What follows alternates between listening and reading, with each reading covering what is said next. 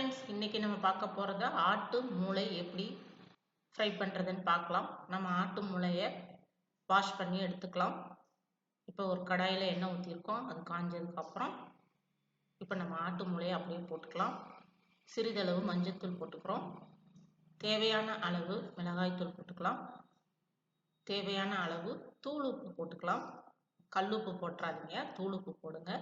இப்போ கொஞ்சம் கொஞ்சமாக நம்ம அப்படியே உடைச்சி விடலாம். நல்லா மிக்ஸ் ஆகணும். மஞ்சள் தூள், மிளகாய் தூள், உப்பு நல்லா மிக்ஸ் ஆகணும். இந்த மாதிரி ஸ்லோ ஃப்ளேமில் வச்சு ஒரு 10 மினிட்ஸ் இப்படி கிண்டிக்கிட்டே இருங்க.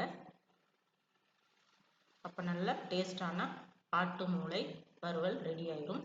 ஓகே ஃப்ரெண்ட்ஸ், இப்போ பாருங்கள் நல்லா வெந்திருக்கு. செம்மையாக இருக்குது டேஸ்ட் பார்த்ததில். நீங்களும் இது மாதிரி ட்ரை பண்ணுங்கள். தேங்க்ஸ் ஃபார் வாட்சிங்.